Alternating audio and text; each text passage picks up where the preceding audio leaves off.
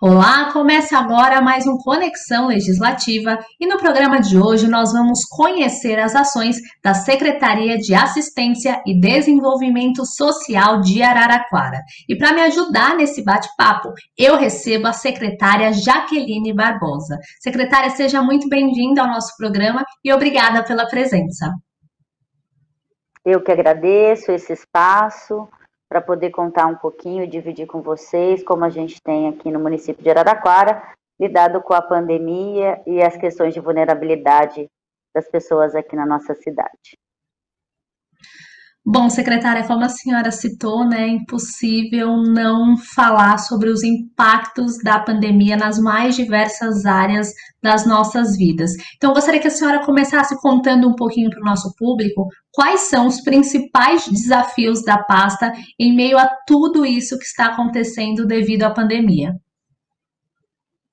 Bom, acho que a Secretaria de Assistência Social, ela tem um enorme desafio ao longo, desde o início, né, dessa pandemia, que é poder dar respostas efetivas para a situação de vulnerabilidade social das famílias que tem se agravado com a pandemia.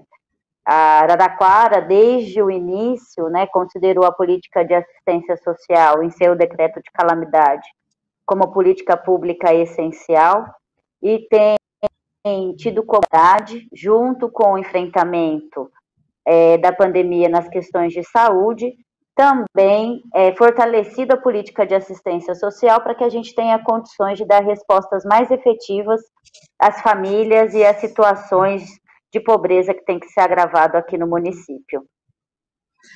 Secretária, na avaliação da senhora, né, a pandemia ela é mais cruel com as pessoas de baixa renda? A senhora consegue já perceber na cidade, de repente, até o aumento do número de pessoas em estado de vulnerabilidade?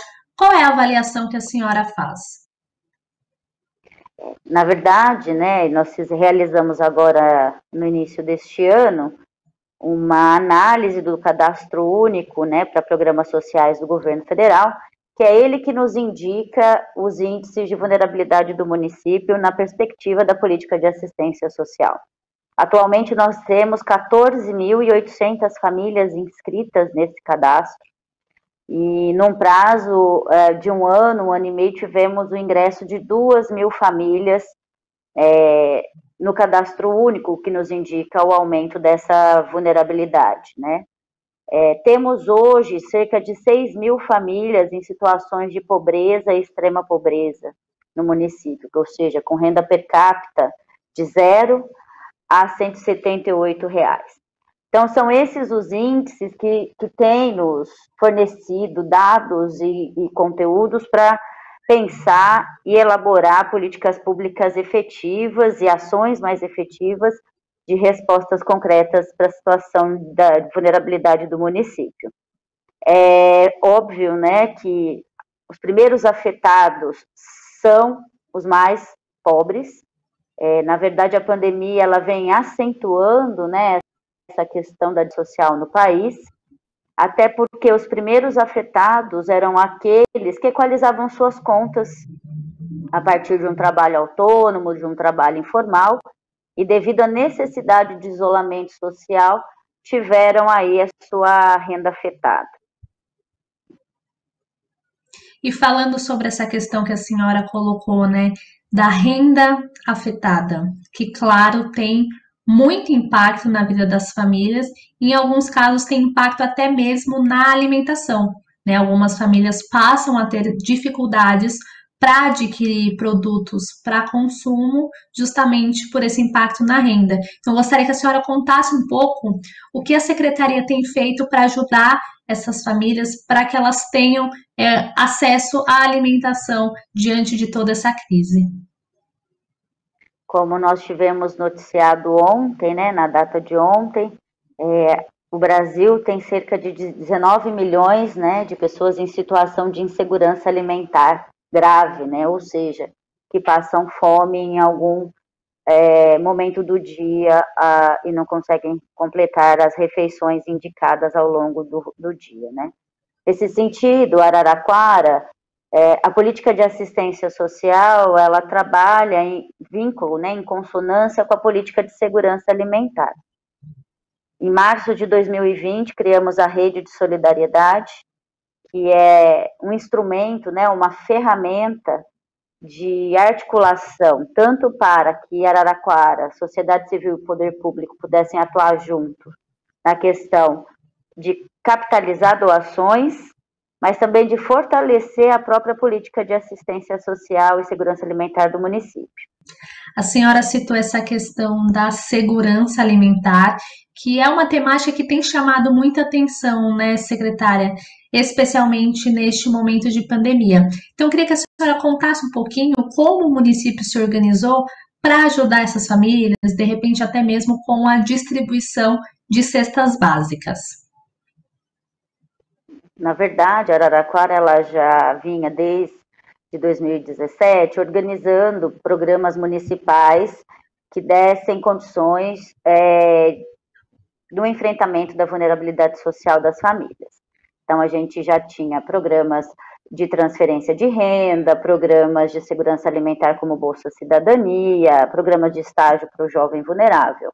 O que nós vimos, né, com a pandemia é que o essencial, o básico, que era a questão da alimentação, passou a ser um índice muito alto de fornecimento. Nesse sentido, a gente teve mesmo que aumentar a demanda e aumentar a oferta por cestas básicas, e fizemos isso a partir da Rede de Solidariedade, onde a gente capitalizou doações da sociedade civil, e a prefeitura também adquiriu aí essa alimentação.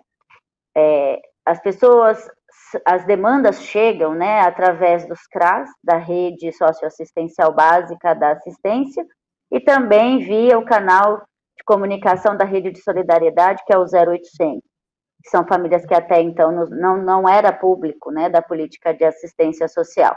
A partir daí, as equipes técnicas da política de assistência social realizam contato com essa família, fazem o agendamento para ver a situação, né, se é só a questão da insegurança alimentar ou se há outras demandas, faz a avaliação técnica para encaminhamento do fornecimento da cesta básica e de outras questões que sejam demandadas por essa família. Sobre esse quesito da avaliação que a senhora citou, né, para que as equipes entendam quais são as necessidades daquela família, se é realmente só da alimentação ou se tem algum outro tipo de necessidade, queria que a senhora falasse um pouco da importância do trabalho dessas equipes, né, que buscam entender e ajudar essas famílias que passam por um momento difícil. Essas equipes são essenciais, né, como a própria política de assistência vem nacionalmente sendo reconhecida, né, como uma política pública essencial, porque são essas equipes que estão no território, que conhecem a realidade dessas famílias e que conseguem, né, articular o próprio território, as outras políticas públicas, para uma resposta mais efetiva para as necessidades das famílias. Eu sou imensamente grata pelas equipes aqui do município, que desde o início da pandemia têm se organizado para o atendimento. Foram poucos os momentos que as unidades, né, os CRAS, CREAS, fecharam o atendimento e atenderam por agendamento ou de forma remota. A maioria do tempo, né, desse período que a gente está aí já de mais de um ano, estivemos de portas abertas, seguindo todas as normas sanitárias, para que a gente pudesse garantir o acesso das famílias ao atendimento. A senhora falou bastante também sobre a rede de solidariedade. Então, conta um pouquinho para o nosso público o que é essa rede e qual é a importância desse trabalho, nisso que a gente vem falando, secretária, de socorrer as famílias, de dar essa oportunidade de entender que tipo de ajuda, né, que aquela pessoa está precisando e também, claro, de deixar aí disponível a alimentação que é tão importante. A Rede de Solidariedade ela foi criada em março de 2020. Ela é uma junção de esforços da Secretaria de Assistência Social, Segurança Alimentar, Fundo Social, Direitos Humanos, Participação Popular e comunicação. No primeiro momento, a ideia inicial era conectar pessoas, né? Havia um fomento muito grande para que os idosos ficassem em casa por serem grupo de riscos, e então nós conectávamos pessoas que pudessem, né, por ser jovens, ir ao mercado para esse idoso, ir à farmácia para esse idoso. No primeiro momento, a rede foi criada com esse objetivo. Com o passar da pandemia e com o agravamento da questão de vulnerabilidade social, ela virou também uma ferramenta muito importante, onde instituições, empresários, pessoas físicas pudessem nos acionar para doar produtos, né, de alimentos e de higiene e pessoal e limpeza, mas também um canal para que as pessoas nos acessassem para solicitar algum tipo de atendimento. Então, hoje o 0800, ele funciona de segunda a sexta-feira, temos uma equipe de atendentes que inserem as demandas, seja para doar, que aí a gente tem uma equipe que vai buscar essa doação, ou seja, para receber um atendimento, inserem no sistema e as equipes organizam esse atendimento.